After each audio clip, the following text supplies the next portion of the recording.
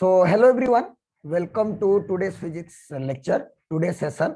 Last session में हम लोग पढ़ रहे थे इलेक्ट्रोस्टैटिक्स, जिसमें कूलम्ब्स लॉ के बारे में ही डिस्कशन हो रहा था। और लास्ट लेक्चर में हम लोग बेसिकली ये सीखे थे कि अगर कभी भी more than one charges present हो हमारे सिस्टम में, तो बहुत सारे चार्जेस की वजह से अगर एक चार्ज के ऊपर फोर्स लिखना हो तो उस चार्ज के ऊपर सारे फोर्सेस को इंडिविजुअली लिखते हैं और फिर हम लोग क्या करते हैं ना, उन फोर्सेस का वेक्टर सम ले लेते हैं, तो हमारे कोई भी एक फोर्स के ऊपर टोटल फोर्स हम लोग कैलकुलेट कर सकते हैं। और ये जो करने का प्रोसेस है, टोटल फोर्स के लिए वेक्टर सम करने का प्रोसेस, इस प्रोसेस को बोला जाता था सुपरपोजिशन प्रिंसिपल। तो basically superposition principle states that total force experienced by a charge due to more than one charges present in its surrounding is simply the vector sum of individual charges present in the system. Is simply the vector sum of individual charges present in the system. और एक charge की वजह से कितना force होगा वो दूसरा charge का प्रेजेंट होना या ना होने पे फर्क नहीं पड़ता। हम बहुत सारे क्वेश्चन किए थे, इक्विलिब्रियम का पोजीशन फाइंड आउट किए थे, सेम चार्ज के लिए कहाँ आएगा, ऑपोजिट चार्जेस के लिए कहाँ आएगा, सारा कैलकुलेशन किए थे। फिर बोले थे कि अगर दो प्लस क्यू के बीच में प्लस क्यू रखेंगे तो अलोंग द लाइन वो स्टेबल इक्विलिब्रियम आएगा, और अगर दो प्लस क्यू के बीच में माइनस क्यू रखेंगे तो वो perpendicular to the line stable equilibrium आएगा। उसी तरह हम लोग नेगेटिव माइनस क्यू के बीच में अगर कभी प्लस क्यू रखेंगे तो अलोंग द लाइन, मतलब ऑपोजिट चार्जेस को अगर बीच में रखो तो अलोंग द परपेंडिकुलर लाइन आएगा, सेम नेचर के चार्ज को अगर बीच में रखो तो परपेंडिकुलर आएगा। तो हम लोग परपेंडिकुलर लाइन में डिस्प्लेस करके ऑलरेडी एसएचएम का कंडीशन क्या होगा, फॉर स्मॉल डिस्प्लेसमेंट वो एसएचएम करेगा, अगर स्मॉल डिस्प्लेसमेंट हो गया तो time period of the SHM क्या होगा, ये भी हम लोग कैलकुलेट कर चुके थे। आई होप इतना आपको याद होगा। और मैंने आपको एक होमवर्क दिया था, ये वाला क्वेश्चन, कि दो प्लस क्यू के बीच में एक माइनस क्यू को रखेंगे जिसका मास m है, और हम फाइंड आउट करेंगे कि what is the time period of SHM and condition when it performs SHM. ये होमवर्क में दिया था। This is the homework question from the last session, है ना। मैं बता देता हूँ शॉर्टकट में, जो लोग नहीं किए हो, जो लोग कर लिए हो चेक कर लेना आंसर, जो लोग नहीं किए हो तो देख लेना कि कैसे हम लोग कर रहे हैं और क्या कॉन्सेप्ट यूज हो रहा है। ये बार बार यूज होता रहेगा कंटिन्यूअसली, ठीक है। सिंपल सी बात है, हम लोग यहाँ पे ले लेंगे प्लस क्यू और यहाँ पे और एक चार्ज ले लेंगे प्लस क्यू, राइट। और उनके दोनों का इक्विलिब्रियम में कभी भी रखना है तो बीच में रखेंगे माइनस क्यू, और इस माइनस क्यू को अभी हमें डिस्प्लेस कैसे करवाना है ना, ये डिस्टेंस टोटल डिस्टेंस 2a मान लेंगे, सो दैट कि ये डिस्टेंस हमें a और a मिल जाए।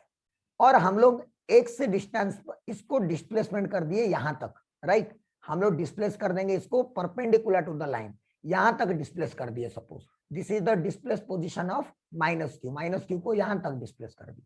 तो प्लस क्यू क्या करेगा, देखो ना, प्लस क्यू का जो ये है, प्लस क्यू इसको अट्रैक्ट करेगा इन दिस डायरेक्शन, ये प्लस क्यू भी इसको अट्रैक्ट करेगा इन दिस डायरेक्शन। तो इसके ऊपर जो भी नेट फोर्स लगेगा वो हमें कैलकुलेट करना है। अच्छा, ये जो दोनों फोर्स आए, ये जो डिस्टेंस है, सोचो अगर ये a है और ये डिस्टेंस है x, क्योंकि हम लोग इसको x से डिस्प्लेस किए हैं, तो ये जो डिस्टेंस आएगा, ये वाला डिस्टेंस r, उसका वैल्यू कितना आ जाएगा, √a² प्लस x²। सिंपल सी बात। और दोनों का r इक्वल होगा, ये भी आएगा r हमारा। तो जो फोर्स का F का वैल्यू आएगा, वो F का वैल्यू कितना आएगा, F का वैल्यू आएगा K capital Q small q by उनके बीच में डिस्टेंस स्मॉल r का होल स्क्वायर, राइट। ये आएगा, this is the value of force. अब बात है कि मुझे ये दोनों फोर्स सेम डायरेक्शन में या ऑपोजिट डायरेक्शन में नहीं मिल रहे हैं। मुझे कैसे मिल रहे हैं दोनों फोर्स, टेढ़ा मेढ़ा, मतलब एक लेफ्ट एक राइट। तो जब भी दो फोर्स ऐसे दिख जाते हैं तो हम उनको क्या करते हैं, कंपोनेंट में ब्रेक करते हैं। तो let us break them into components. अगर इसको कंपोनेंट में ब्रेक करेंगे तो एक कंपोनेंट इधर आएगा, एक कंपोनेंट इधर आएगा। अगर इस एंगल को थीटा मान लेंगे तो इधर कंपोनेंट आएगा f sin थीटा और नीचे कंपोनेंट आएगा f cos थीटा।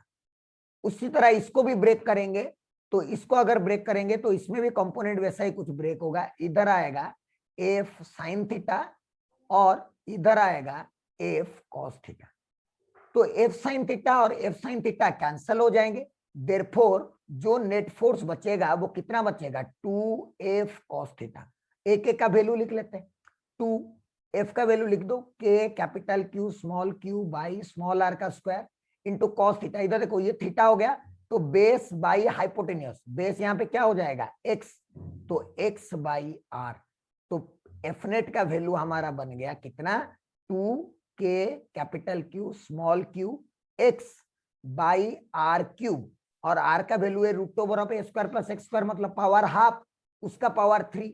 तो ये बन जाएगा 2k capital Q small q x by r cube, मतलब a square plus x square का होल टू द पावर 3/2। ये आया एफ नेट।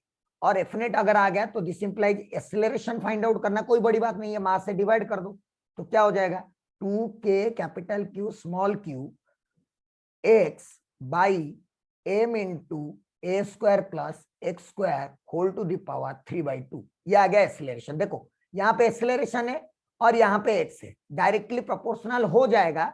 एसएचएम के लिए हमें कंडीशन क्या है, एसएचएम का कंडीशन है कि a should be directly proportional to x, ऐसा होना चाहिए, और a equals to something into x होना चाहिए, और ये समथिंग को हम लोग ओमेगा स्क्वायर लिखते हैं। तो ये x है, लेकिन ये नीचे का x को हटाने के लिए हम लोग क्या कर देंगे, हम लोग फिर से वही अजम्पशन यूज करेंगे for small displacement. For small displacement, for small displacement वाला assumption, for small displacement x is very very less than a, तो therefore a square plus x square का वैल्यू ऑलमोस्ट ए स्क्वायर के साथ equal हो जाएगा। तो therefore हमारा जो acceleration, this is the acceleration, therefore हमारा जो एक्सेलरेशन आएगा वो कितना आ जाएगा, 2k capital Q small q by m into a cube, और यहाँ पे x।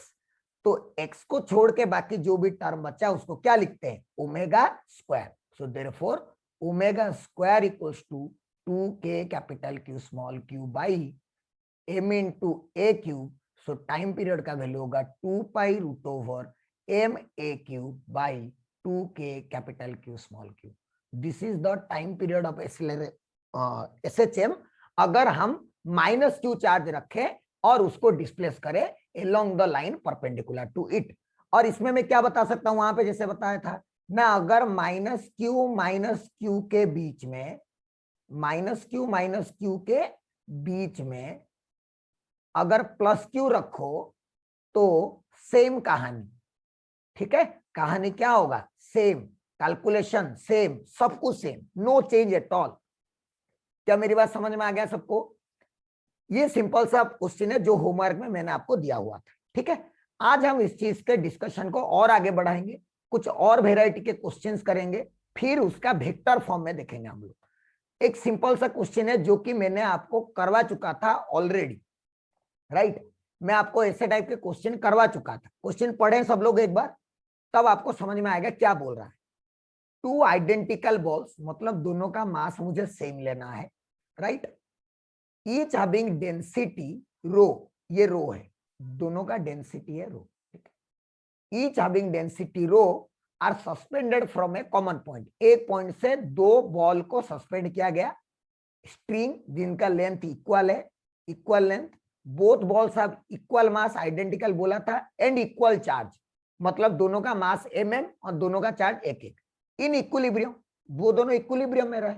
तो अगर मैं इक्विलिब्रियम की बात करूं, जो भी मेंशन किया है यहाँ पे, अगर उसके इक्विलिब्रियम की बात करेंगे तो क्या होगा, सोच ना, दो बॉल को ऐसे सस्पेंड कर देंगे यहाँ पे इसका वैल्यू Q और मास M, इसका भी Q और मास M, ये इक्विलिब्रियम में है, right, this is in equilibrium.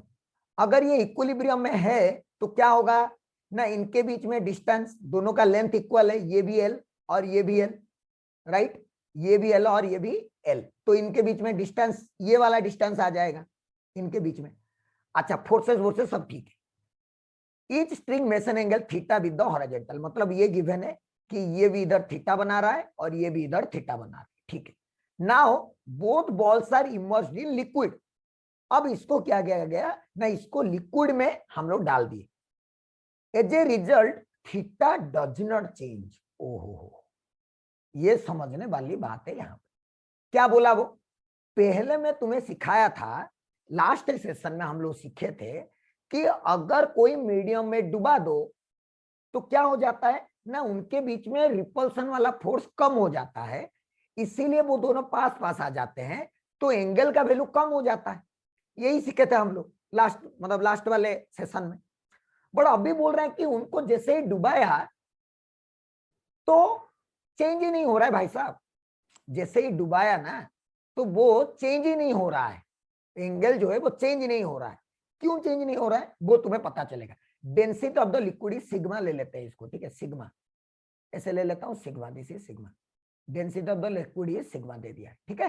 क्या बोला, find dielectric constant of the liquid, liquid का हमें डाइलेक्ट्रिक कांस्टेंट फाइंड करना है। एंड डाइलेक्ट्रिक कांस्टेंट का मतलब क्या होता है, बताया था मैंने, रिलेटिव परमिटिविटी, ये हमें फाइंड करना है, रिलेटिव परमिटिविटी, राइट, यही इसका वैल्यू फाइंड आउट करना है कि मीडियम का कितना होगा।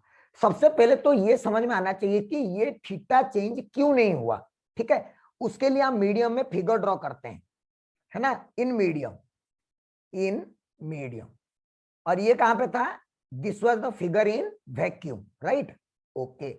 मीडियम के अंदर ये दोनों अभी भी इक्विलिब्रियम में है, लेकिन इनके बीच में एंगल जो था पहले थीटा, वो चेंज नहीं हुआ है, वो अभी भी थीटा है और इधर भी थीटा है, लेकिन मीडियम तो दूसरा है। तो मतलब इधर जो फोर्स लग रहा होगा अभी एफ एम लग रहा होगा, और इधर भी जो फोर्स लग रहा होगा वो भी अभी एफ एम लग रहा होगा। बट यहाँ पे क्या लग रहा था, इधर एफ वैक्यूम, और इधर में लग रहा था एफ वैक्यूम, लेकिन नीचे यहाँ पे भी लग रहा था एम जी, और यहाँ पे भी लग रहा था एम जी। यहाँ पे मीडियम के अंदर डालने से एम जी में तो कोई चेंज नहीं होता है, तो ये भी एम जी, ये भी एम जी, और याद करो ये एफ एम का वैल्यू इससे कम होता था एफ बी से, इसीलिए ये पास आ जा रहा था। बाकी टेंशन तो है ही दोनों में, तो टेंशन लिख देते हैं, इधर टेंशन टी, और इधर वैसा ही कुछ होगा टी, और इधर भी टेंशन टी, ठीक है। अब सोचो, ये एंगल डिक्रीज होना चाहिए था, बट क्यों नहीं हुआ, क्योंकि कोई भी चीज को जब हम लिक्विड में डुबाते हैं और उसका वॉल्यूम हम लोग कंसीडर करेंगे कि वो वाला चीज का कुछ वॉल्यूम है, क्योंकि आइडेंटिकल बॉल्स बोला है, मतलब इन बॉल्स का कुछ ना कुछ वॉल्यूम है। अगर वॉल्यूम है तो क्या इन सबके ऊपर एक बेयोंसी फोर्स लग जाएगा, क्या लग जाएगा, बेयोंसी फोर्स लग जाएगा। और बेयोंसी फोर्स का फॉर्मूला क्या होता है ना, रो इंटू भी इंटू जी, रो किसका, लिक्विड का, वॉल्यूम किसका, जो डूबा है उसका, इंटू जी।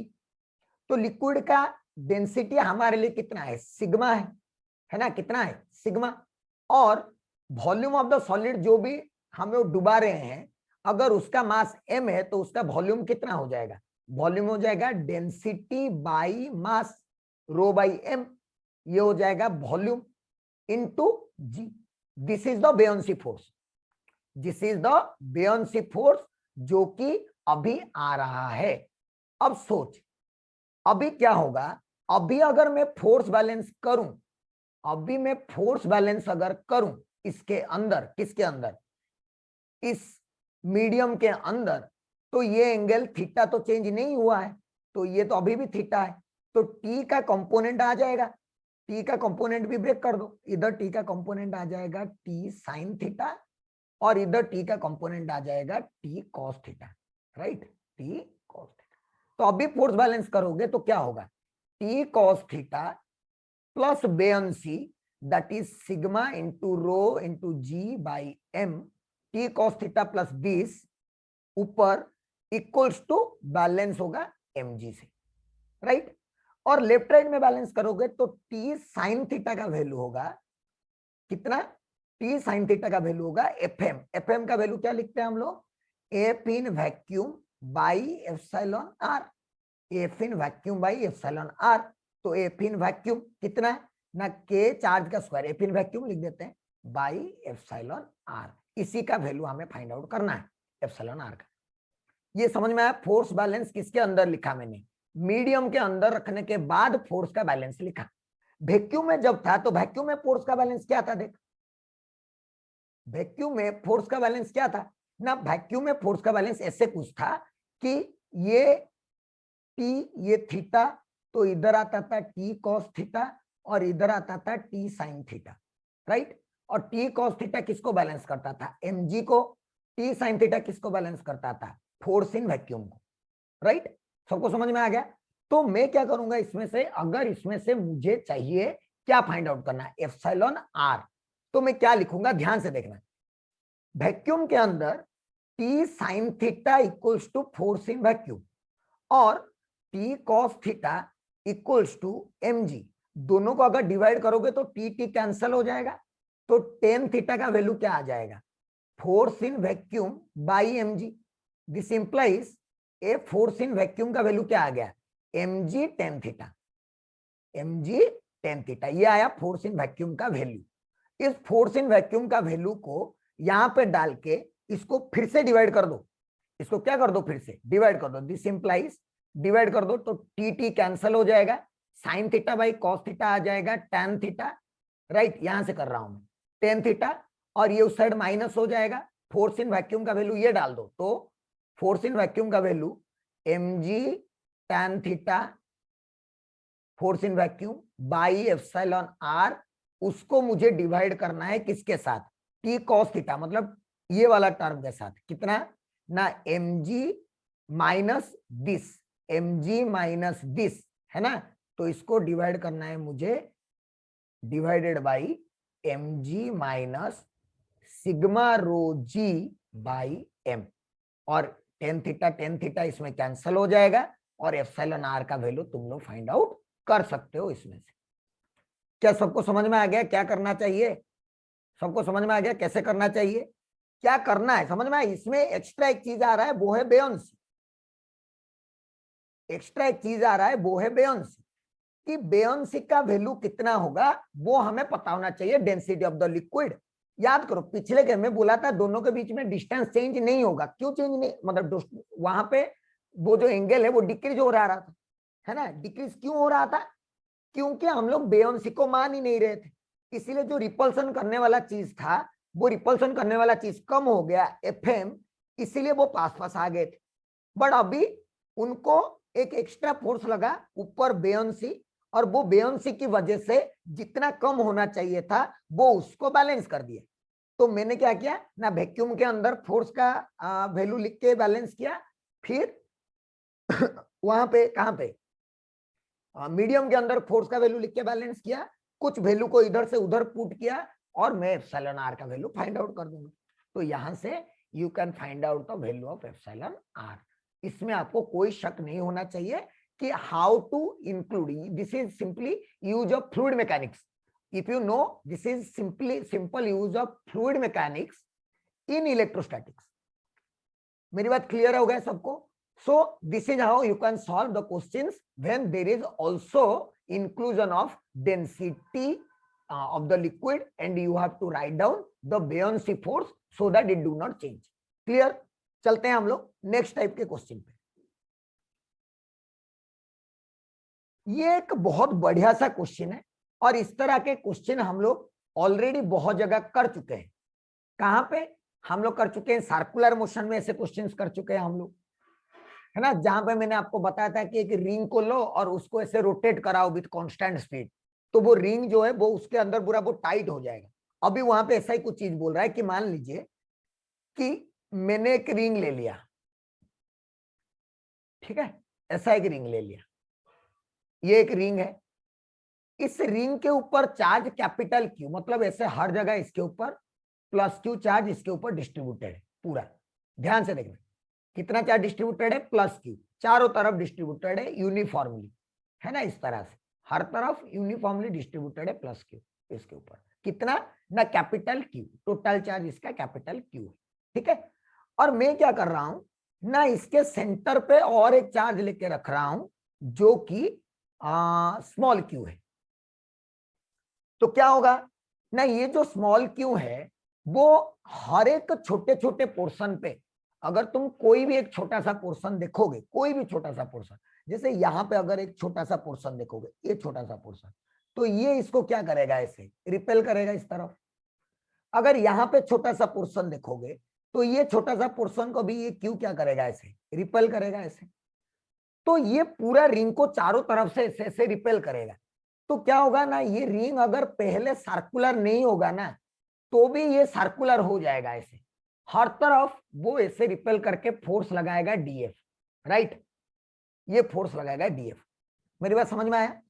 तो ये जो डीएफ लगाएगा, तुम खुद सोचना, ये डीएफ का वैल्यू, ये जो डीएफ लगाएगा ये डीएफ का वैल्यू कितना होगा, और वो डीएफ को बैलेंस कौन करेगा ना, यहाँ पे ऐसे और यहाँ पे ऐसे टेंशन डेवलप होगा, और वही टेंशन के कंपोनेंट्स किसको बैलेंस करेंगे, डीएफ को बैलेंस करेंगे। क्या मेरी बात समझ में आया? समझ में आया मैं क्या कर रहा हूं? तो मान लो कि मैं इस वाला पोर्शन को जूम करके बताता हूं आपको, ठीक है, मैं इस वाले पोर्शन को जूम कर देता हूं।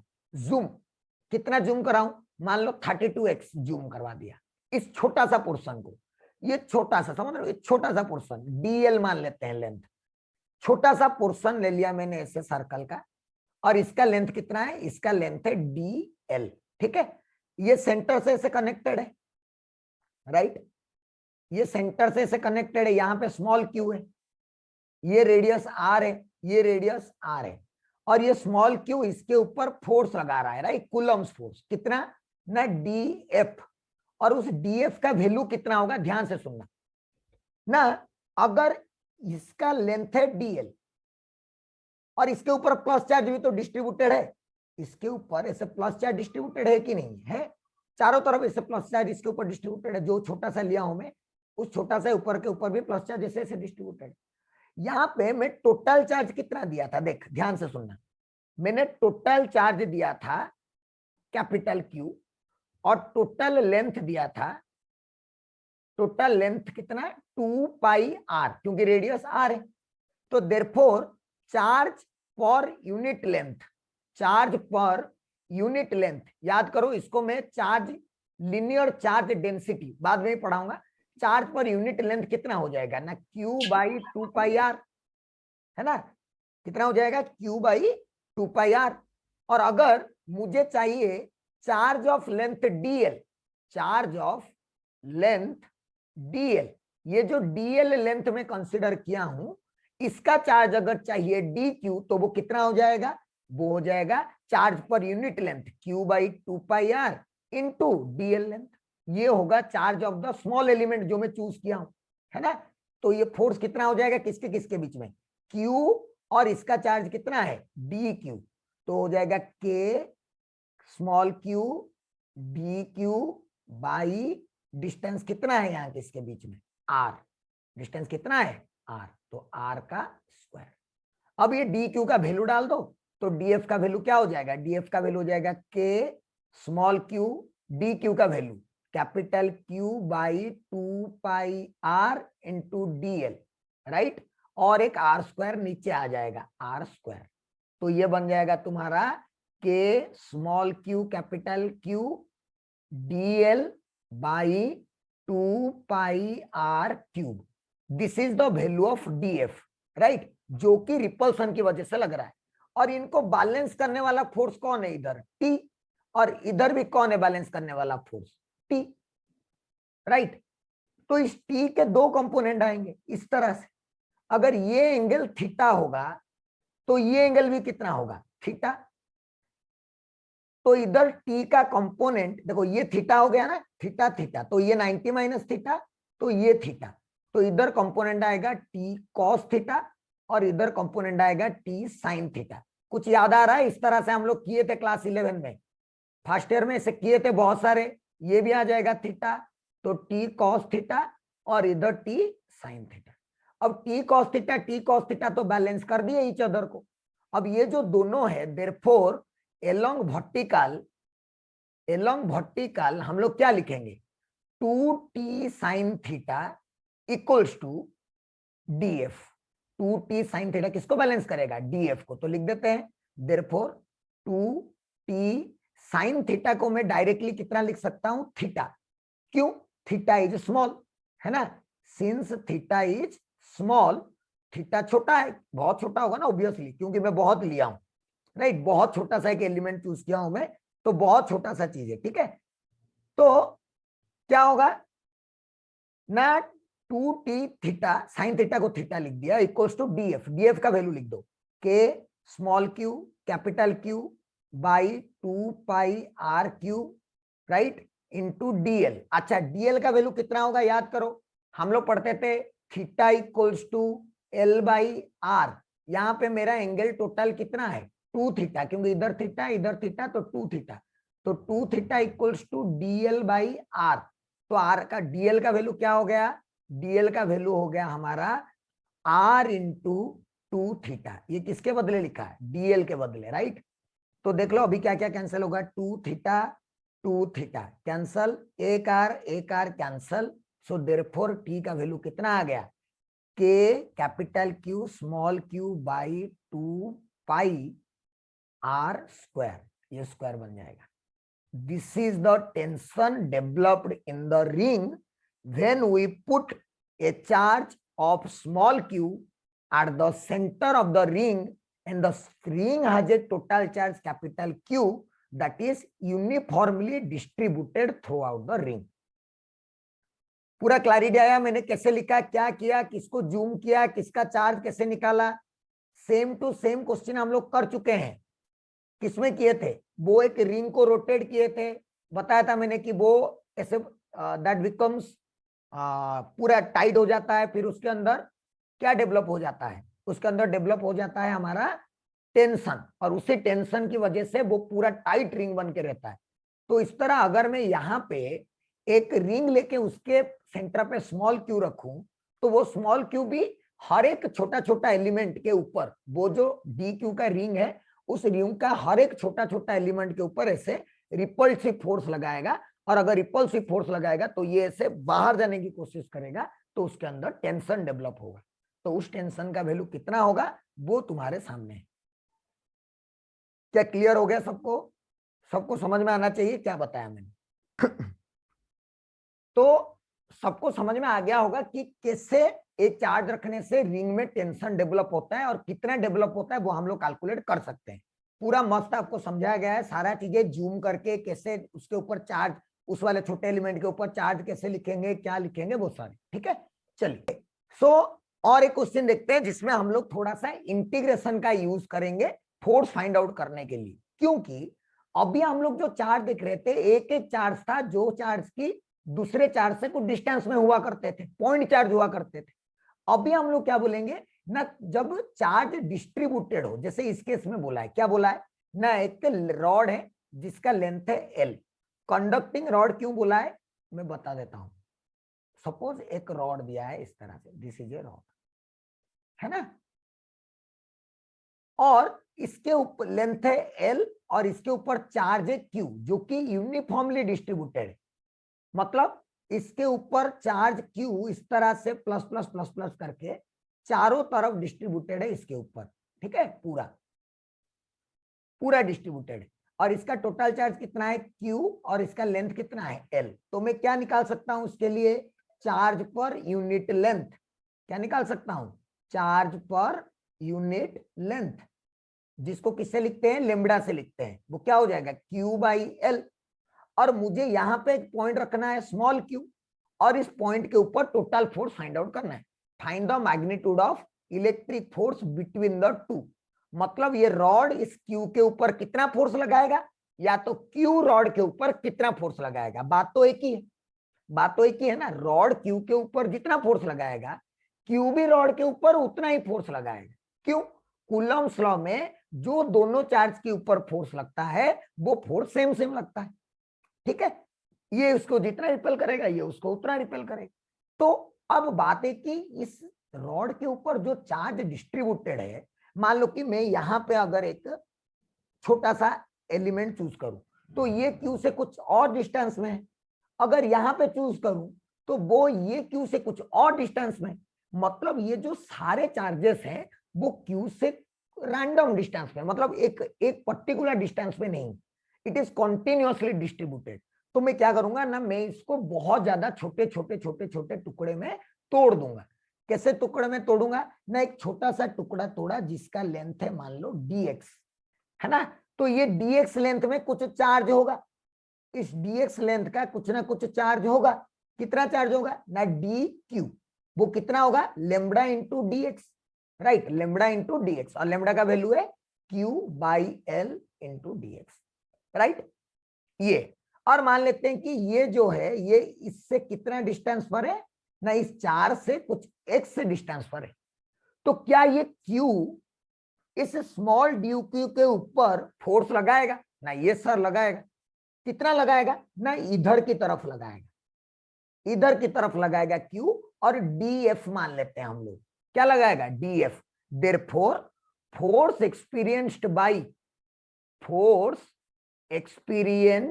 बाई डी क्यू, ये जो छोटा सा एलिमेंट डी क्यू हम चूज किए, वो कितना फोर्स एक्सपीरियंस करेगा df ना, के small Q D Q by small Q D Q by distance कितना है x का स्क्वायर, और डी क्यू का वैल्यू हमें पता है के small Q capital Q by L into x square, D Q का वैल्यू यहाँ पे dx, राइट। ये आया छोटा सा df का वैल्यू। सोचो अगर मैं इस एलिमेंट को चूज करता तो इस एलिमेंट के ऊपर भी फोर्स इधर ही लगता है df।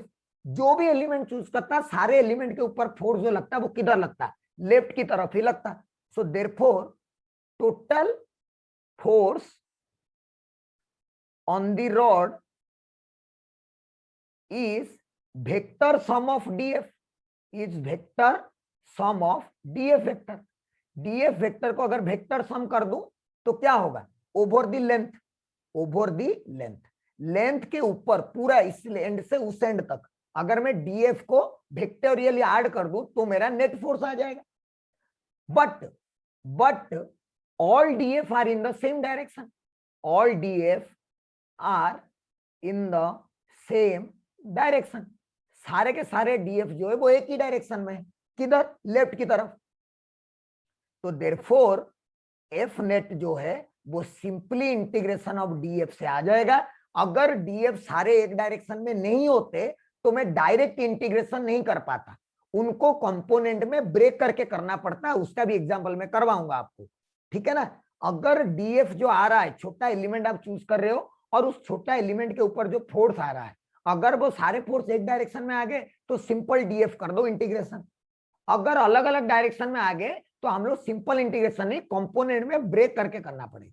तो लिख देते हैं इंटीग्रेशन df। चलो df का वैल्यू के small Q capital Q by L x square dx, variable कौन है x, और हमें कहां से कहां इंटीग्रेट करना है, हमें इंटीग्रेट करना है रॉड का स्टार्टिंग से, यहां से ये डिस्टेंस कितना बोला है, रॉड से r डिस्टेंस पर है, तो यहाँ पे x का वैल्यू कितना हो गया r, और इस वाले पॉइंट तक करना है तो यहाँ पे x का वैल्यू कितना हो गया r प्लस एल। तो हमारा लिमिट कहाँ होगा, r से r प्लस एल। वेरिएबल का लिमिट लिखना सबसे इंपॉर्टेंट बात है, अगर आप इंटीग्रेशन में लिमिट गलत लिखते हो तो आंसर हमेशा गलत आए। क्या मेरी बात क्लियर है। तो इसमें से क्या होगा ना, जितने कांस्टेंट टर्म में बाहर निकाल दो, K small Q capital Q by L, 1/x² का integration x to the power -2 + 1/-2 + 1, तो आएगा -1/x, और डालोगे स्मॉल r से r प्लस एल, फिर वैल्यू डालो, इसको सॉल्व करो, जो भी आएगा that is the net force, and this is the force on q by rod, and also this is the force on rod by q। इसीलिए confusion मत होना, जहां से करना आसान है वहां से करो, बट याद रखो कि कूलम्स लॉ ही इतना शानदार है कि किसी एक के ऊपर फोर्स निकालो तो दूसरे के ऊपर अल्टीमेटली उतना ही फोर्स लग रहा होगा। क्या मेरी बात क्लियर है सबको, सबको समझ में आना चाहिए कि हम लोग इस क्वेश्चन को कैसे किए। जब भी हमें चार्ज डिस्ट्रीब्यूटेड दिखाई देगा तो हम उसको छोटे एलिमेंट में ब्रेक करेंगे और फिर उस छोटे एलिमेंट के ऊपर फोर्स लिखेंगे। अगर फोर्स सेम डायरेक्शन में आया तो सिंपल इंटीग्रेशन, अगर टेढ़ा मेढ़ा आया तो कंपोनेंट में ब्रेक। क्या सबको ये कॉन्सेप्ट क्लियर है, आगे बढ़ते हैं, ठीक है।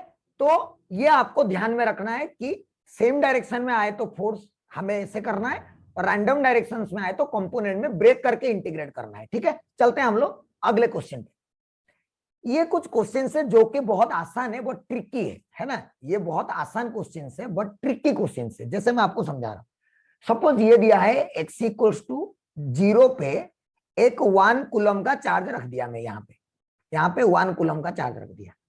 फिर 1 मीटर में 1 कूलम, 2 मीटर में 2 कूलम, 3 मीटर में 3 कूलम, 4 मीटर में 4 कूलम, ऐसे चार्ज रखते रखते गया मैंने, है ना। 1 कूलम, 2 कूलम, 3 कूलम, 4 कूलम, ऐसे रखते रखते गया। ठीक है, अब मुझे पूछ रहा है कि नेट फोर्स ऑन क्यू। तो सोच नेट फोर्स ऑन क्यू कितना होगा ना। पहले 1 कूलम की वजह से इसके ऊपर लगेगा F1, 2 कूलम की वजह से इसके ऊपर इधर लगेगा F2, और 3 कूलम की वजह से इसके ऊपर इधर लगेगा F3, right. F1, F2, F3 इस तरह से लगेंगे फोर्सेस इसके ऊपर, सारे फोर्स ये की वजह से, और सबका वैल्यू लिख देते हैं, सारे तो सेम डायरेक्शन में। तो देयरफॉर नेट फोर्स का वैल्यू कितना आएगा।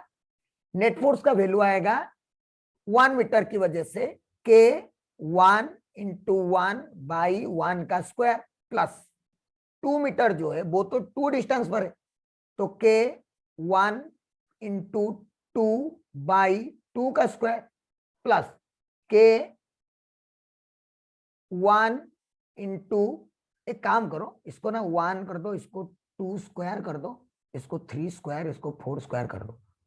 मतलब चार्जेस थोड़ा ज्यादा रखो ताकि अच्छा वाला आंसर आए, ठीक है ना। 2 का स्क्वायर बाई 2 का स्क्वायर, फिर यहाँ पे 1 इंटू 3 का स्क्वायर बाई 3 का स्क्वायर, इस तरह से मैं लिख सकता हूं इन लोगों को, है कि नहीं। तो इसका मतलब है कि मैं जितना जितना जितना जितना डायरेक्शन में लिखूंगा फोर्स, इन सबका डायरेक्शन सेम आ रहा है, ये इन्फानाइट तक है मान लेते हैं। तो टोटल फोर्स कितना हो जाएगा ना, ये आएगा K, 1 1 कैंसल, 2 2 कैंसल, 3 3 कैंसल, तो K plus K plus K plus K। तो टोटल फोर्स का वैल्यू कितना हो जाएगा इसके ऊपर, 4 into K। This is the net force. अगर 4 चार्ज हैं तो, इफ देयर आर 4 चार्जेस तो ऐसे आएगा हमारा टोटल फोर्स। ठीक है, ये बहुत आसान सा था। अब मान लेते हैं कि 1 कूलम में यहां पे मैंने चार्ज रखा 1 कूलम, ठीक है। यहां पे चार्ज रखा -2 कूलम, यहां पे चार्ज रखा +3 कूलम, यहां पे चार्ज रखा -4 कूलम, ऐसे रखा dot dot dot dot up to infinite, और यहां पे 1 कूलम के चार्ज। सोच इसके ऊपर जो फोर्सेस लगेंगे, 1 कूलम वाला इसको रिपेल करेगा F1, बट -2 वाला तो इसको अट्रैक्ट करेगा F2, +3 वाला इसको फिर से रिपेल करेगा F3, तो +4 वाला -4 वाला इसको अट्रैक्ट करेगा F4। तो अभी हमारा अगर इस केस में मैं नेट फोर्स निकालना चाहूं तो क्या करना पड़ेगा मुझे ना, F1 लिखना पड़ेगा वेक्टर में, प्लस F2 वेक्टर, सारे वेक्टर में, लेकिन जो उल्टा है उनको तो माइनस लिखना पड़ेगा ना, तो माइनस लिखेंगे। तो देयरफॉर एफ नेट का वैल्यू कितना आएगा देख, F1 का value K1 into 1 by 1 square positive, minus ये तो 2 है तो K1 इंटू 2 बाई 2 का square, plus K1 into 3 by 3 का square, minus K into 1 by 4 का स्क्वायर इंटू 4 बाई 4 का स्क्वायर, ऐसे dot dot dot up to infinity है। इसको अगर सॉल्व करोगे तो K कॉमन निकल जाएगा, और क्या बचेगा इधर, इधर बचेगा 1 -1/2 +1/3 -1/4 +1/5, ऐसे बनेगा ये वाला चीज, राइट। और ये जो होता है 1 -1/2 +1/3 माइनस, ऑल्टरनेटिवली प्लस माइनस में, ये किसी अप टू इंफिनिटी, ये एक सीरीज का एक्सपेंशन है, and that series is ln2। याद रखना पड़ेगा तुम्हें ये चीज, 1 -1/2 +1/3 -1/4 +1/5 ऐसे चलेगा, तो वो ln2 का एक्सपेंशन होता है। ये आपको याद रखना कि this is going to be expansion of ln2। क्या मेरी बात क्लियर है। क्या याद रखना है कि कभी भी अगर 1 -1/2 मतलब 1/2 माइनस करके 1/2 करके अल्टरनेटली प्लस माइनस अगर चल रहा है रेसिप्रोकल में, तो उनका जो इनफाइनाइट सम होता है वो ln2 का एक्सपेंशन होता है। ये रियलिटी में अगर आपको पता हो तो ये आया है ln 1 + x का एक्सपेंशन से। अगर आप इसका एक्सपेंशन जानते हो तो इसके एक्सपेंशन में x = 1 पुट कर दो तो देखोगे ये बन जाएगा, ये जो ब्रैकेट में लिखा है ना ये बन जाएगा। तो अगर ln 1 + x का आपको एक्सपेंशन पता है तो उस 1 + x में x का वैल्यू 1 पुट करो तो मैं जो ब्रैकेट के अंदर लिखा हूं k में वो आपका बन जाएगा ln 2। क्लियर है पूरा? तो ऐसे सीरीज के क्वेश्चंस अगर आपको दिखे तो टेंशन नहीं होना है, उसको देख के आपको समझना पड़ेगा कि ये क्या सीरीज बनेगा। कभी कभी ये एक जीपी बन जाता है, जैसे ये नॉर्मल वाला आ गया। कभी कभी हो सकता है ये जो सम बनेगा ये सम एक जीपी बन जाएगा। तो इन्फिनिट जीपी का समेशन आपको लिखना आना चाहिए, समझ रहे हो? एक समेशन जीपी का फॉर्मूला आपको पता होना पड़ेगा। तो मेरा कहने का मतलब है कि इस तरह के क्वेश्चन जिसमें चार्ज का कैसा भी कॉन्फ़िगरेशन दिया हो तो उसके सारे चार्जेस की वजह से फोर्स लिख के अब उस टोटल फोर्स कैसे कैलकुलेशन करेंगे वो तो दिमाग की बात हो गया ना। कॉन्सेप्ट ये है कि सारे फोर्सेस को मुझे ऐड करने हैं। सेम डायरेक्शन में दिख रहे हैं तो ऐड कर दूंगा, ऑपोजिट में दिख रहे हैं माइनस करूंगा, टेढ़ा मेढ़ा दिख रहा है कंपोनेंट में ब्रेक करूंगा। बट अल्टीमेटली उनको कैसे सॉल्व किया जाएगा दैट इज द दिमाग का खेला और मैं वो ही सिखा रहा हूं आपको। क्या सबको थोड़ा थोड़ा क्लियर आ गया? पूरा बहुत अच्छे से समझ में आ गया सबको, है ना? चलते हैं हम लोग अगले क्वेश्चन पे। अगला क्वेश्चन है जो वो एक कॉन्सेप्ट है and the concept is distance of closest approach. ये आपका फिर से रिपीट होगा सेम कॉन्सेप्ट क्लास 12 के लास्ट चैप्टर में, है ना, एटम्स चैप्टर में। जब हम रदरफोर्ड मॉडल पढ़ेंगे तब आपको बहुत अच्छे से और ज्यादा क्लोजेस्ट अप्रोच समझ। ये मैं समझा देता हूं, परेशान मत। मान लीजिए कि मैं आपको बोलूं कि एक चार्ज है यहां पे कैपिटल Q, ठीक है, और मैं बहुत दूर से इनफाइनाइट से मैं एक चार्ज स्मॉल q जिसका मास m है उसको मैं भेज रहा हूं विथ ए स्पीड v, ठीक है, विथ ए स्पीड v में भेज रहा हूं इनको। तो वो क्या होगा, आएगा बट ये रिपेल करता रहेगा। ये क्या करता रहेगा? रिपेल करता रहेगा। अगर ये रिपेल करता रहेगा तो ये आके इसका ये से आते आते इस वाले रास्ते में आएगा जब, तो इसका स्पीड क्या होता रहेगा? डिक्रीज होता रहेगा। और एक ऐसा पॉइंट आएगा जहां पे इसका स्पीड क्या हो जाएगा? 0। और इसके बाद ये क्या करेगा? ऐसे वापस भागना स्टार्ट कर देगा। तो ये जो इसको अप्रोच कर रहा था, ये जो डिस्टेंस इनके बीच में बच गया, इस डिस्टेंस को बोला जाता है डिस्टेंस ऑफ क्लोजेस्ट अप्रोच।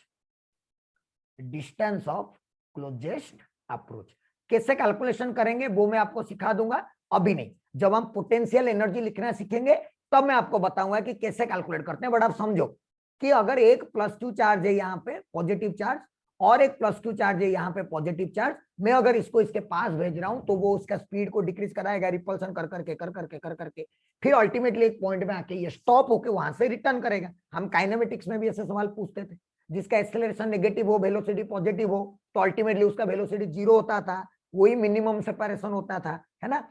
तो इसको बोलते हैं डिस्टेंस ऑफ क्लोजेस्ट अप्रोच, ठीक है। ये हो गया एक केस, ये केस है, ये केस 1 है। इसका एक दूसरा केस है, आपको समझना। देखो कैलकुलेशन करना मैं आपको सिखाऊंगा जब हम एनर्जी पढ़ लेंगे, पोटेंशियल एनर्जी के बारे में पढ़े, इसी चैप्टर में पढ़ेंगे थोड़ी आगे जाके, तब मैं आपको सिखाऊंगा कि डिस्टेंस ऑफ क्लोजेस्ट अप्रोच कैसे कैलकुलेशन करते हैं। बट आप समझो कि डिस्टेंस ऑफ क्लोजेस्ट अप्रोच है क्या।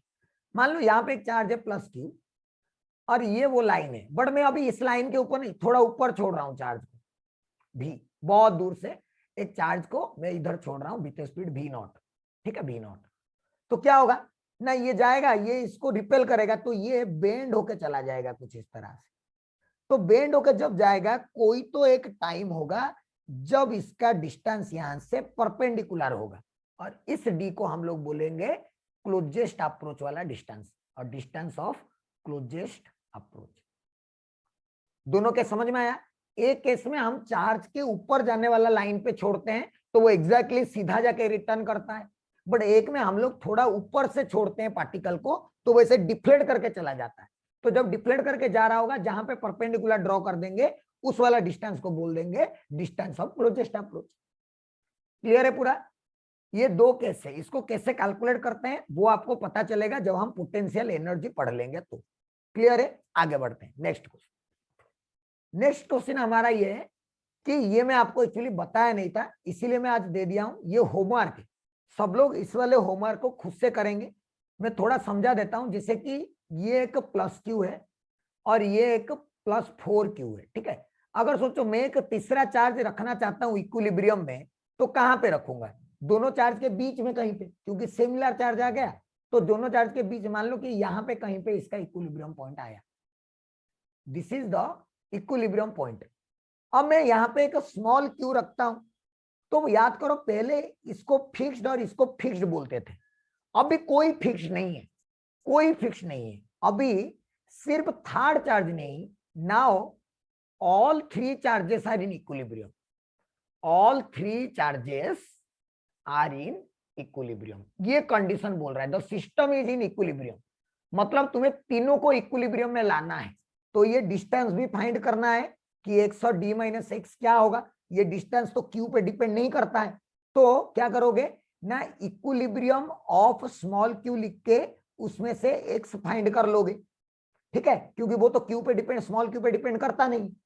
फिर किसी और एक चार्ज का इक्विलिब्रियम ऑफ q और इक्विलिब्रियम ऑफ 4q लिख के उसमें से q का नेचर और मैग्नीट्यूड फाइंड करोगे, ठीक है।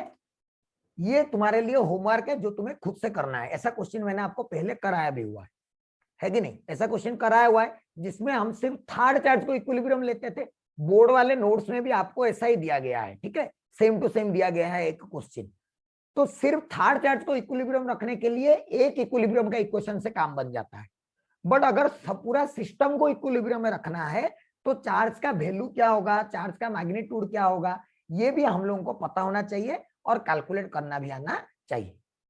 तो ये आपके लिए होमवर्क है, जहां पे आपको दो इक्वेशन लिखना है, एक्स का वैल्यू और स्मॉल क्यू का वैल्यू फाइंड करना है, दैट्स इट, ठीक है। चलते हैं हम लोग नेक्स्ट क्वेश्चन में। ये देखिए, ये एक बच्चों वाली क्वेश्चन है, क्योंकि हम इतने सारे क्वेश्चन ऑलरेडी कर चुके हैं, तो ऐसे बच्चों वाले क्वेश्चन, ये एनसीईआरटी का एग्जाम्पल है, राइट। बोर्ड में यही सब आते हैं, एनसीईआरटी के एग्जाम्पल। एनसीईआरटी पर्पल कलर में मिल गया, मतलब समझ लो कि एनसीईआरटी का एग्जाम्पल। सिंपल सी बात है, तीन चार्ज रखा हुआ है Q1 Q2 Q3 और तीनों चार्ज का मैग्नीट्यूड सेम है, Q1 Q2 Q3। ये इक्विलेटरल ट्रायंगल है जिसका साइड लेंथ L है, और यहाँ पे एक कैपिटल Q चार्ज रखा गया है, थर्ड चार्ज, तो इसके ऊपर तीन फोर्स आएगा। वन वाला फोर्स नीचे लगाएगा F1, ये लगाएगा इधर F2 और ये लगाएगा F3। अच्छा, ये डिस्टेंस अगर R हुआ तो ये डिस्टेंस भी R होगा, ये डिस्टेंस भी R होगा, क्योंकि ये इक्विलेटरल ट्रायंगल, राइट। तो देयरफॉर मेरे पास जो फोर्स आएगा, देयरफॉर F1 का वैल्यू कितना आएगा, K small q capital Q by R का स्क्वायर, और F2 का वैल्यू भी कितना आएगा, K small q capital Q by R का स्क्वायर, और F3 का वैल्यू क्या आएगा, K small q capital, same ही तो आ रहा है, मतलब इसका वैल्यू को भी हम F मान लेते हैं, इसका वैल्यू को भी हम F मान लेते हैं, और इसका वैल्यू को भी हम F मान लेते हैं, ठीक है। अभी क्या है ना, तीन फोर्स है हमारे बीच में ऐड करने की, ये F2, ये F2 है, ये F3 है, और नीचे है हमारा F1, राइट। रिपल्सन कर रहे हूं, और इनके बीच में एंगल कितना है, 120 डिग्री। इसका वैल्यू भी है F, इसका वैल्यू भी है F। तो अगर मैं F2 और F3 को ऐड करूंगा तो मान लो कि इनका जो यहां पे आया वो कुछ आया F डैश, कितना आया, F डैश। तो देयरफॉर F डैश का वैल्यू कितना होगा ना, root over of F square plus F square plus 2F into F into cos 120 minus half, तो इसका वैल्यू आएगा root over of F square equals to F। तो अभी इसको मैं अगर कन्वर्ट करूं तो मेरा F2 और F3 मिलके ऊपर आ गया है F डैश, जिसका वैल्यू है F, और तीसरा फोर्स है मेरा F1, उसका वैल्यू भी है F। तो ये तो इक्वल एंड अपोजिट हो गए, इक्वल एंड अपोजिट हो गए ये दोनों फोर्स। तो देयरफॉर नेट फोर्स का वैल्यू क्या हो जाएगा, 0। और मैंने इसके लिए तुम्हें ट्रिक सिखाया था कि अगर कभी भी सिमेट्रिक चार्ज डिस्ट्रीब्यूशन दिखे तो उसके सेंटर पे कुछ भी चार्ज रखो, उसके ऊपर फोर्स 0 होगा, है ना। इसके लिए मैंने ट्रिक आपको क्या सिखाया था, for symmetric charge distribution, for symmetric charge distribution, symmetric charge distribution, force on charge placed at centre, force on charge placed at the centre क्या होगा हमेशा, 0, है ना। जैसे कि चेंज कर, आप लोग मतलब इसके बहुत सारे एग्जांपल बता सकते हैं, जैसे कि मैं यहाँ पे कुछ एग्जांपल बताता हूँ, है ना, कुछ एग्जांपल मान लो स्क्वायर ले लिया, इसमें plus Q plus Q plus Q plus Q, और यहाँ पे रख दिया कैपिटल क्यू, तो फोर्स ऑन कैपिटल क्यू का वैल्यू क्या हो जाएगा, 0, क्योंकि चार्ज सिमेट्रिकल डिस्ट्रीब्यूटेड है और मैं सेंटर में रख रहा हूं। और एक एग्जांपल, मान लो मैंने एक सर्कल ले लिया, क्या ले लिया, एक सर्कल, सर्कल का इसके ऊपर चार्ज है प्लस क्यू, लेकिन वो चार्ज जो है वो यूनिफॉर्मली डिस्ट्रीब्यूटेड है, इस तरह से चारों तरफ डिस्ट्रीब्यूटेड है सर्कुलर रिंग में, और मैंने इसके सेंटर पे एक चार्ज रख दिया स्मॉल क्यू, तो फोर्स ऑन स्मॉल क्यू क्या होगा, 0। तो कोई भी अगर सिमेट्रिकली डिस्ट्रीब्यूटेड चार्ज के सेंटर में रखो तो 0 होगा, बट बोर्ड में आपको लिखने के लिए इस तरह से आना पड़ेगा, बोर्ड के लिए इस तरह से मैं समझा रहा हूं कि दो फोर्स को कैसे कैलकुलेट करें। बाकी इसमें कोई बड़ी बात है नहीं, सबको समझ में आ गया होगा, हम इससे भी बहुत अच्छे अच्छे क्वेश्चन कर चुके हैं। ठीक है, नेक्स्ट, ये अगेन एनसीईआरटी का एग्जांपल 1.7 है, जो कि मैं पहले भी आपको कॉपी में करवाया होगा, बट ये भी एनसीईआरटी का एग्जांपल 1.7 है। ठीक है, बुक का जितने एनसीईआरटी के एग्जांपल है सारे में इसमें इंक्लूड कर दिया हूं। उसका रीजन ये है कि आपको एंट्रेंस के साथ साथ बोर्ड का सारे नॉलेज होनी चाहिए कि कौन सा डेरिवेशन मुझे आना चाहिए। हालांकि उसके लिए चैप्टर के एंड में आपके लिए एक सिंगल, एक क्लास, एक सेशन ऐसा चलेगा जिसमें इस चैप्टर का बोर्ड के लिए क्या क्या पढ़ना है, कौन सा कॉन्सेप्चुअल क्वेश्चन पढ़ना है, कौन सा डेरिवेशन पढ़ना है, और कौन से एग्जाम्पल पढ़ने हैं, वो आपको बताए जाएंगे चैप्टर के एंड में एक सेशन करके। तो उसके लिए आप परेशान मत हो जाना पहले से ही कि कैसे पढ़ना है, बोर्ड के लिए क्या होगा, डोंट वरी एट ऑल। जो पढ़ा रहा हूं, जैसे पढ़ाया जा रहा है उसको आप पढ़ो, फिर आपको अल्टीमेटली आइडिया होगा कि मुझे बोर्ड के लिए क्या क्या चीजें रियलाइज हो जाएगा बुक देख के, है ना। तो ये एनसीईआरटी का अगेन एग्जाम्पल है। इसमें क्या बोल रहा है ना, इसमें थोड़ा अलग है, इसमें 3 चार्ज दिया है और बोल रहा है हर एक चार्ज के ऊपर टोटल फोर्स बताओ। तो मैं बोला जब मैं Q2 को देखूंगा, Q1 Q2 Q3, Q2 को देखूंगा तो बचा कौन, Q1 और Q3 दो बचे, ये और ये बच गए, तो ये दोनों फोर्स लगाएंगे। ये देखो ये प्लस है और ये क्या है माइनस, तो ये क्या करेगा, इसको रिपल्सन, इधर रिपल किया इसके ऊपर, और ये इसको क्या करेगा अट्रैक्शन, तो ये इसको अट्रैक्शन किया इधर, और इनके बीच में एंगल कितना है 120 डिग्री। सोच इसका वैल्यू अगर एफ हुआ तो इसका वैल्यू भी क्या होगा एफ, और उस एफ का वैल्यू कितना होगा के small Q into small Q by L का स्क्वायर, राइट। दो फोर्स के बीच में डिस्टेंस एल है, इसका चार्ज है क्यू, इसका चार्ज है क्यू। साइन हमें नहीं लिखना है क्योंकि हम मैग्नीट्यूड लिख रहे हैं, डायरेक्शन तो यहाँ पे लिख रहे हैं। तो ये नेट फोर्स में कैलकुलेट कर सकता हूँ आराम से, है ना। कैसे कैलकुलेट कर सकता हूँ, F2 will be root over of F square plus 2f into F into cos 120। अभी कैलकुलेट किया, इसका वैल्यू एफ ही आएगा, तो F2 का वैल्यू मिल गया हम लोगों को। सिमिलरली बाकी दोनों के ऊपर ये भी तो सेम होगा, ये भी पूरा सेम होगा, पूरा सेम, कोई चेंज नहीं है। इसमें थोड़ा अलग होगा क्योंकि इसमें एंगल जो है वो 60 डिग्री हो जाएगा। तो यहाँ पे जो F3 का वैल्यू आएगा, F3 वो कितना आ जाएगा ना, root over of F square plus 2f into F into cos 60 degree, जो क्या आएगा √3 इंटू एफ। वो ही लिखा हुआ है यहाँ पे कि किसका आंसर क्या है। ऐसे क्वेश्चंस में आपको कभी कोई डाउट नहीं होना चाहिए, ये एनसीईआरटी के फुद्दू क्वेश्चंस है, एग्जांपल जो है वो फुद्दू है, मतलब समझ रहे हो, फुद्दू इन द सेंस बहुत आसान, इससे भी बहुत खतरनाक क्वेश्चंस हम लोग कर चुके हैं। ठीक है, हाँ इसको अगर आगे बढ़ा के मैं आपको मान लो कि एक और एग्जाम्पल बता दूं, जैसे कि मान लो कि यहां पे बताता हूं एक और एग्जाम्पल, इसमें मान लो कि एक स्क्वायर दे दिया इस तरह से, ठीक है, एक स्क्वायर दे दिया, थोड़ा सीधा नहीं हुआ समझ जाना, स्क्वायर दे दिया, यहां पे रख दिया प्लस क्यू, यहां पे रख दिया प्लस क्यू, ठीक है, यहां पे रख दिया माइनस क्यू, यहां पे रख दिया माइनस क्यू, और सेंटर में कैपिटल क्यू रख दिया। अब बोला कि find net force on capital Q, ये पूछ लिया।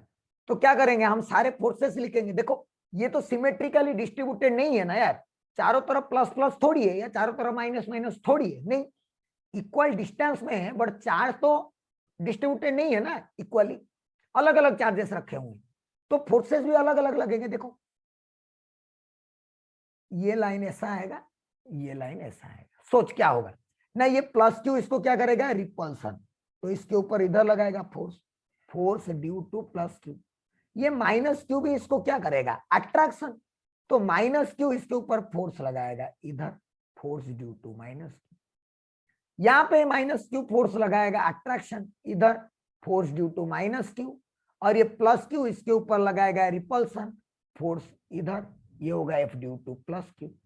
सोच ये जो डिस्टेंस है, ये वाला डिस्टेंस, ये तो ए बाई रूट टू होता है ना यार, ये वाला डिस्टेंस, तो जो भी F due to plus Q हो या F due to minus Q हो, उसका वैल्यू कितना आएगा, K small Q capital Q by A by root two का होल स्क्वायर, ये आएगा, क्योंकि चार्ज तो क्यू और कैपिटल क्यू ही है और डिस्टेंस जो है वो ए बाई रूट टू है हर एक चार्ज से, तो ये जो इसको अगर मैं टोटल कन्वर्ट करना चाहूं इस वाले फिगर को, तो क्या होगा ना, इधर दो फोर्स लग रहे हैं, इसको एफ मान लेते हैं, एफ और एफ 2F, और इधर भी दो फोर्स लग रहे हैं 2F, अगर स्क्वायर है तो इन दोनों के बीच में एंगल कितना हो जाएगा, 90 डिग्री, तो जो टोटल फोर्स आएगा एफ नेट, उसका वैल्यू कितना आएगा, रूट ओवर ऑफ 2F का होल स्क्वायर प्लस 2F का होल स्क्वायर, तो आ जाएगा 4 प्लस प्लस 8, 8 मतलब 2 root 2 into F, this is the net force acting on the particle in the downward direction और acting on plus Q. मेरा कहने का मतलब है कुछ भी चार्ज का कॉन्फ़िगरेशन दे दे, एनसीईआरटी के हिसाब से हो, एनसीईआरटी के बाहर हो, कुछ रैंडम चार्जेस डिस्ट्रीब्यूशन हो, हमें रॉड भी दे तो कर सकते हैं, तो हमें कूलम्स फोर्स का लिखने में कभी कोई प्रॉब्लम नहीं होनी चाहिए, सारे चीजें आपको क्लियर होनी चाहिए, how to write the forces and how to resolve them into components and how to calculate the total resultant force, पूरा क्लियर आना चाहिए, क्लैरिटी इस तरह। कूलम्स लॉ के सारे ऑलमोस्ट वेराइटी, सारे वेरिएशंस, जितने ऑलमोस्ट टाइप के पॉसिबल क्वेश्चंस हैं, प्रीवियस ईयर आए हुए क्वेश्चंस हैं या आगे आने वाले की पॉसिबिलिटी है, सारे चीजें मैंने आपको यहाँ पे करवा दिया। क्लियर है पूरा, सबको समझ में आ गया है? अभी तक हम लोग कूलम्स लॉ को सेपरेटली पढ़ रहे थे, उसका मैग्नीट्यूड लिख रहे थे अलग से, उसका डायरेक्शन लिख रहे थे अलग से, फिर उनको वेक्टर वेक्टर सम करने की कोशिश कर रहे थे। बट कभी कभी क्या होता है ना, इस चीज को जब अगर हम वेक्टर के फॉर्म में लिखने की कोशिश कर दें, डायरेक्टली वेक्टर के फॉर्म में लिखने पर कभी कभी हमें फायदा होता है, कभी कभी हमें कैलकुलेशन करना आसान होता है। कैसे, मैं आपको बताऊंगा।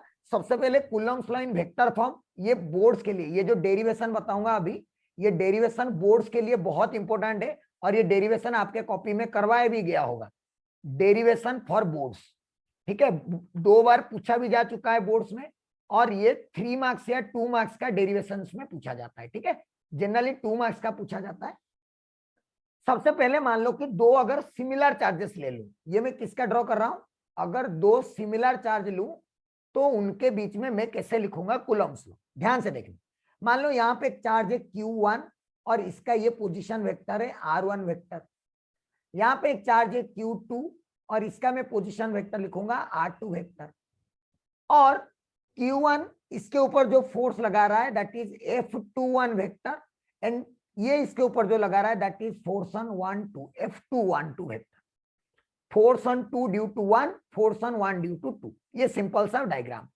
अब सोच, इसमें से हम कोई एक को लिखने चाहते हैं, किसको लिखना चाहते हैं ना, F21 को पहले डिस्कशन करते हैं।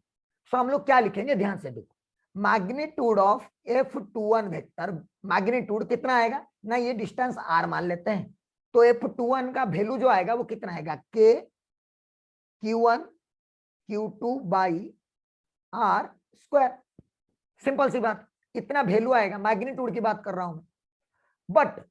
बट अगर मैं डायरेक्शन भी लिखना चाहता हूं, दैट इज F21 वेक्टर लिखना चाहता हूं, तो ध्यान से देख, F21 वेक्टर जिधर है मैं R को भी उधर बना देता हूं, और इसको क्या लिख सकता हूं, K Q1 Q2 by R square, ये तो मैग्नीट्यूड हो गया, उसके साथ क्या मल्टीप्लाई कर दो, यूनिट वेक्टर, बिकॉज कोई भी वेक्टर को उसका मैग्नीट्यूड इनटू उसका यूनिट वेक्टर लिख सकते हैं।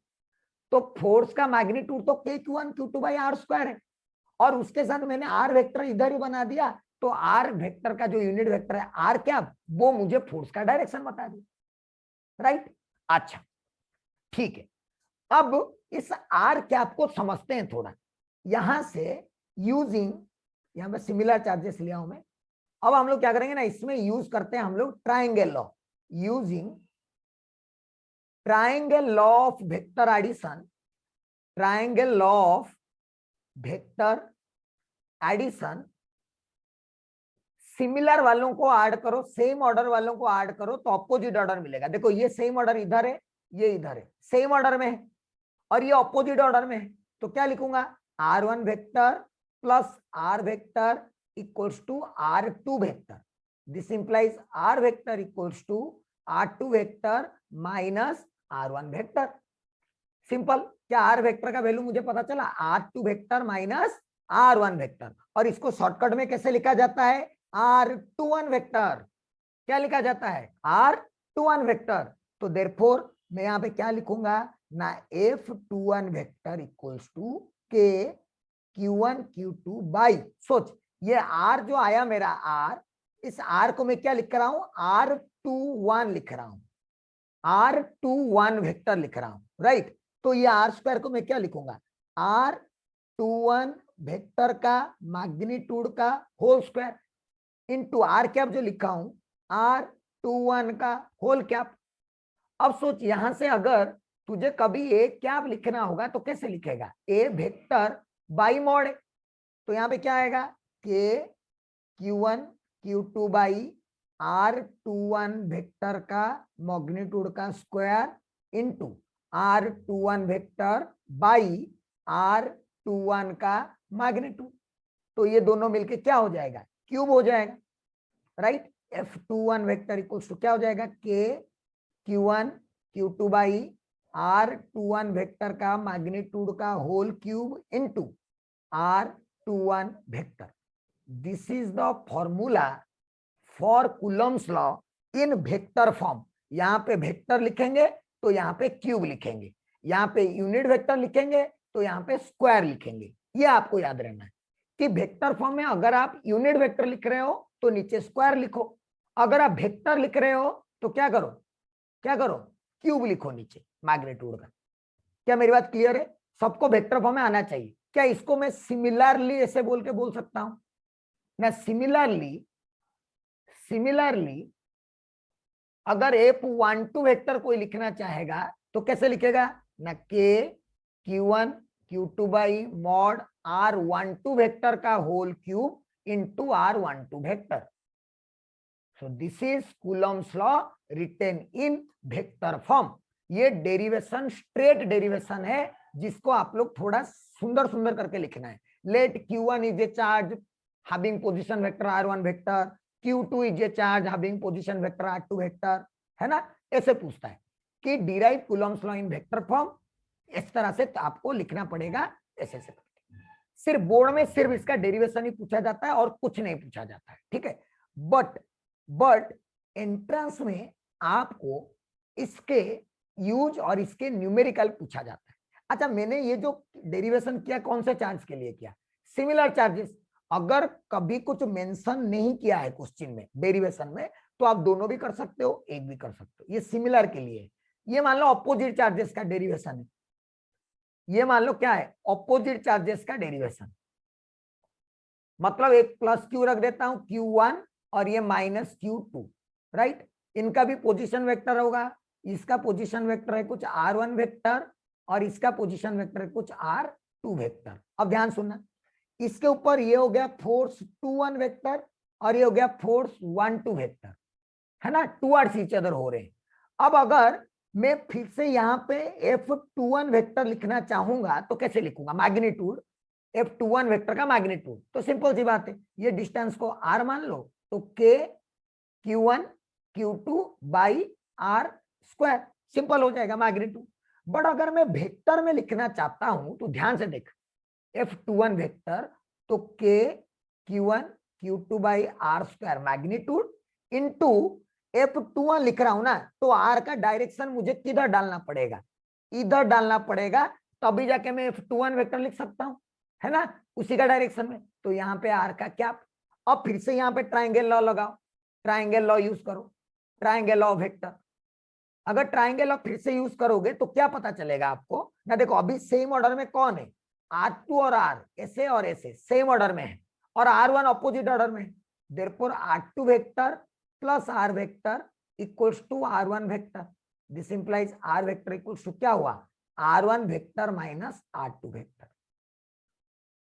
अब इसको यहां पे पुट करते हैं, this implies F21 vector equals to K Q1 Q2 by R, R क्या हो गया R21, मतलब इसको R12 का वेक्टर लिखना पड़ेगा, क्या हो जाएगा R12 का वेक्टर का whole square into R cap को R12 cap.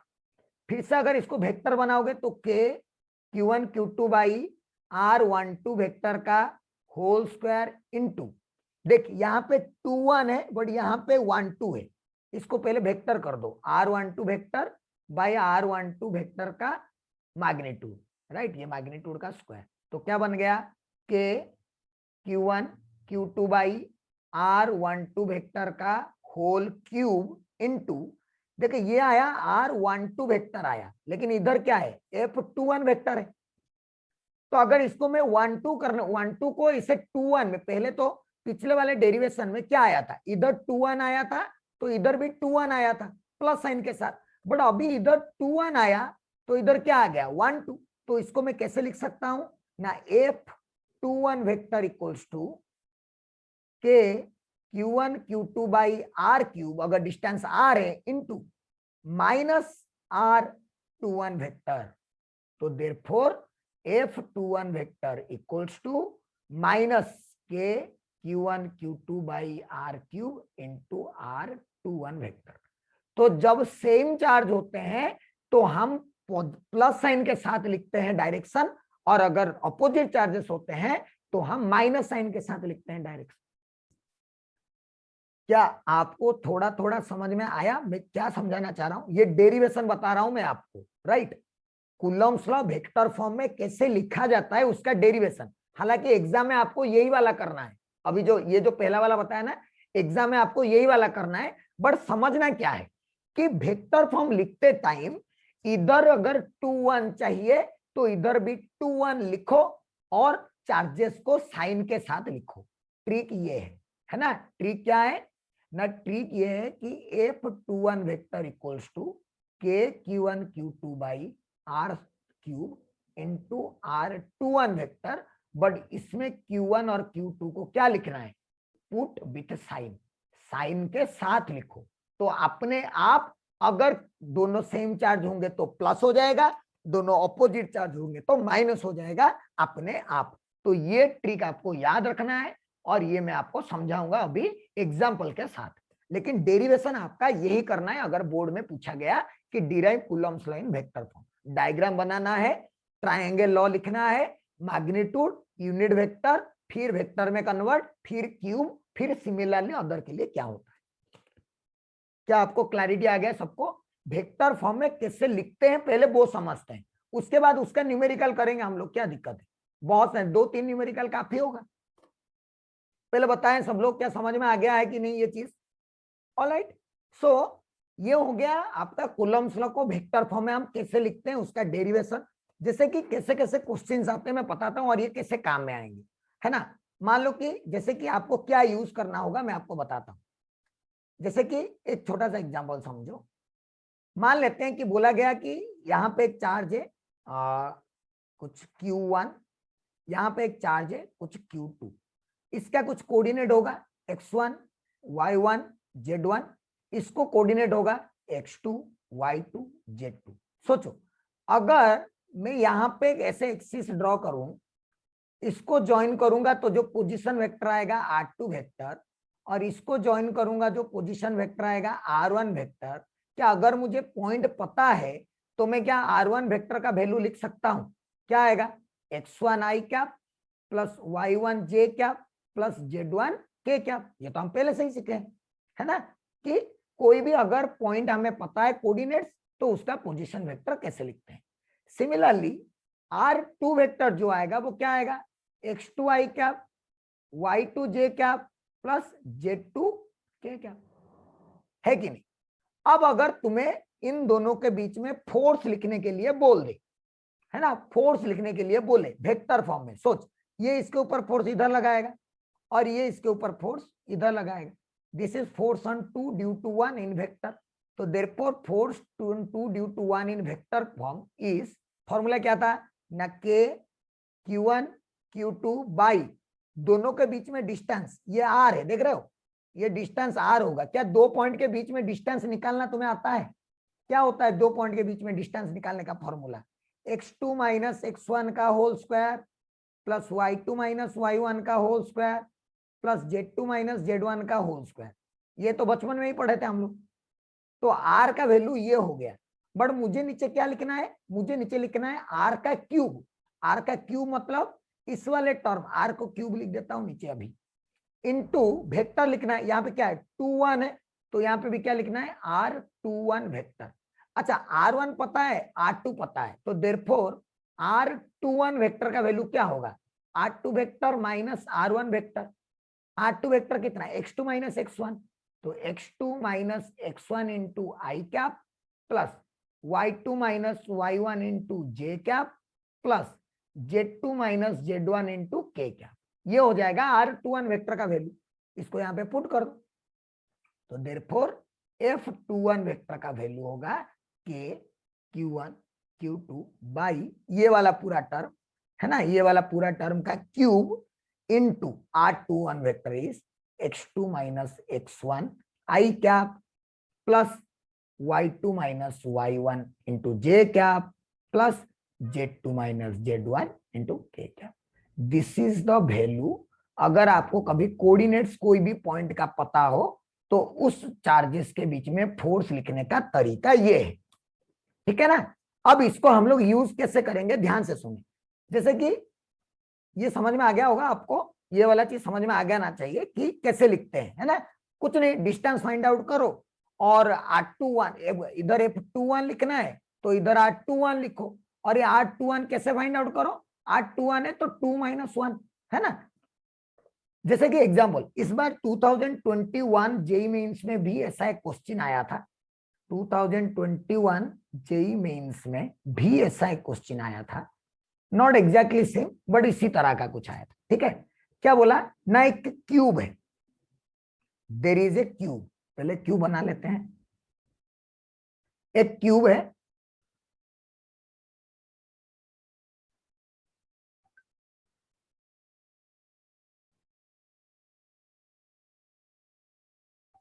Alright, there is a cube like this.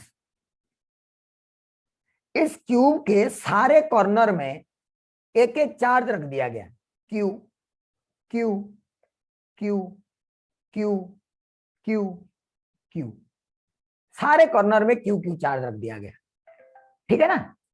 और हमें पूछा गया कि इसके सेंटर पे अगर एक चार्ज रख दें, अगर हम लोग इसके सेंटर पे एक चार्ज रख दें कैपिटल क्यू, तो बताओ what is the total force on capital Q.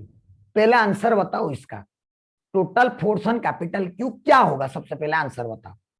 क्या सिमेट्रिक डिस्ट्रीब्यूशन है ना, ये सर कोई भी सिमेट्रिक डिस्ट्रीब्यूशन का सेंटर में चार्ज रख दो तो उसके ऊपर फोर्स क्या लगेगा, 0। ये तो कहानी कुछ टेंशन था ही नहीं, है ना। Total force on Q at the centre, centre पे अगर एग्जैक्टली कैपिटल क्यू रखो तो उसके ऊपर टोटल फोर्स 0 हो जाएगा। मैं बोला नहीं नहीं इतना आसान तो कभी पूछेगा नहीं, छोड़ दो। पूछा कि तुम्हें फाइंड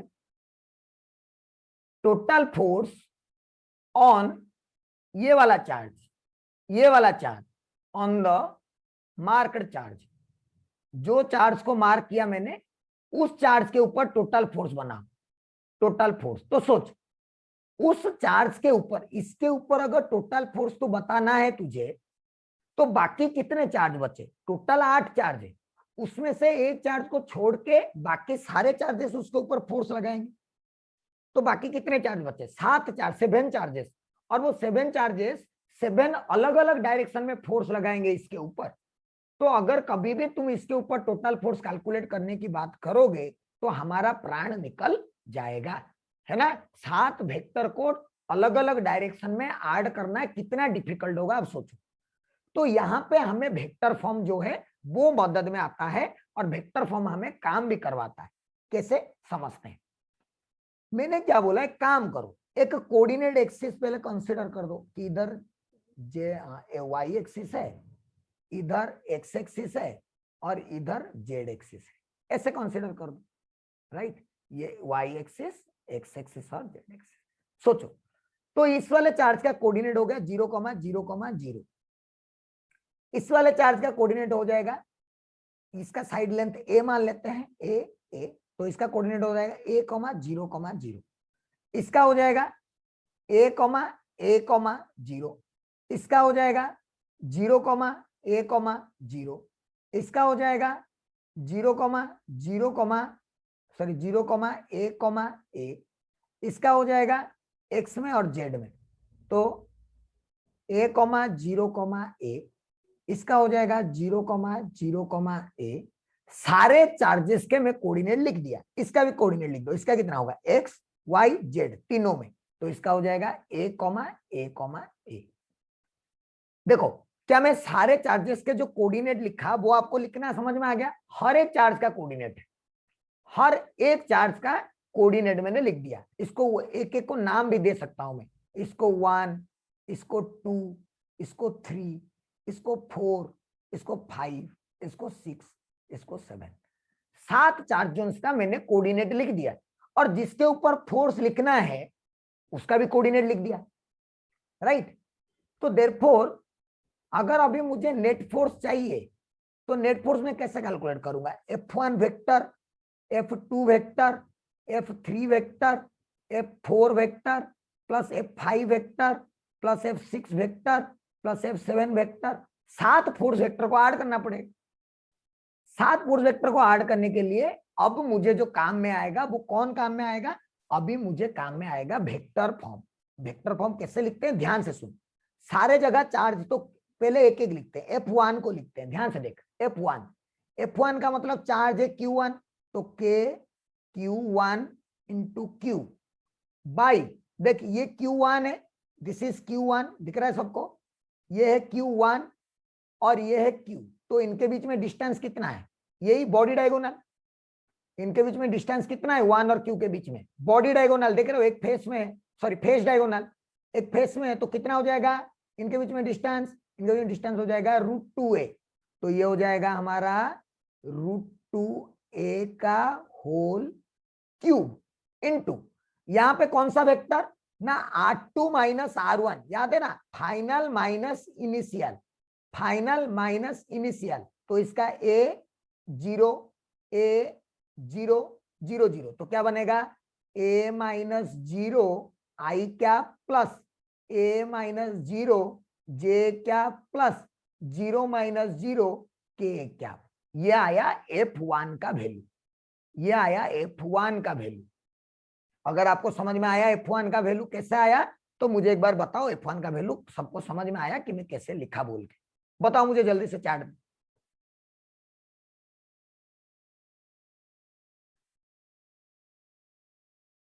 देख के बताओ एक बार, अच्छे से देखो, फिर चार्ट में बताओ कि हाँ सर मुझे समझ में आ गया कैसे लिखा।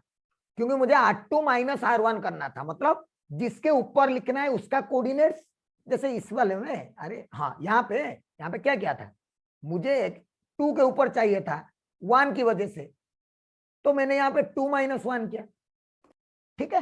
तो F1 हो गया आपका। तो अभी F2 लिखते हैं। F2 मतलब Q2 की वजह से, Q2 किधर है, ये है Q2 हमारा, है ना। Q2 मतलब वो क्यूट वाला Q2 नहीं, Q2 चार्ज 2। इसका कोऑर्डिनेट क्या है, 0 इसका A0। चलिए K Q2 into Q by, simple सी बात है, इन दोनों के बीच में डिस्टेंस A है, तो A का whole cube into final minus initial करते हैं, इसका फाइनल है A-0, तो A-0 I क्या प्लस Y A-A J क्या प्लस 0-0 0 माइनस 0 के क्या, F2 आ गया, this is the value of F2। Similarly आप सारे लिख सकते हो, F3, F4, F5, F6, F7 सारे आप लिख सकते हो खुद से, और that is how you can find out what is the total force experienced bye Q। और ये है वेक्टर फॉर्म का यूज। अगर ये वेक्टर फॉर्म में हमें लिखना नहीं आएगा तो सोचो 7 वेक्टर्स जो कि 7 अलग अलग डायरेक्शन में ओरिएंटेड है, उनका टोटल फोर्स कैलकुलेट करना, उनका वेक्टर सम कैलकुलेट करना आसान बात नहीं है, और हम फंस जाएंगे। इस बार सेम टू सेम क्वेश्चन आया था क्यूब के ऊपर, जिससे वेक्टर लॉ में लिखेंगे जेई मेंस 2021 में, आई डोंट एग्जैक्टली रिमेंबर कौन से शिफ्ट में, बट आया था। और उसमें क्या किया था ना, एक्चुअली वो इलेक्ट्रिक फील्ड कैलकुलेट करने के लिए बोला था, जो कि फोर्स ऑन 1 कूलम चार्ज होता है, बताऊंगा बाद में नेक्स्ट क्लास में। फोर्स ऑन 1 कूलम चार्ज होता है, तो वो बी सेंटर पे एक 1 कूलम चार्ज रख दिया था, और ये सारे जो प्लस प्लस चार्ज है इन प्लस को कुछ माइनस कर दिया था, और बता दिया था कि भाई बताओ क्या होगा। क्या मेरी बात क्लियर है? सबको समझ में आना चाहिए कि हम लोग कैसे वेक्टर फॉर्म में लिखते हैं। ऐसे वाले क्वेश्चन आपसे हो जाएंगे।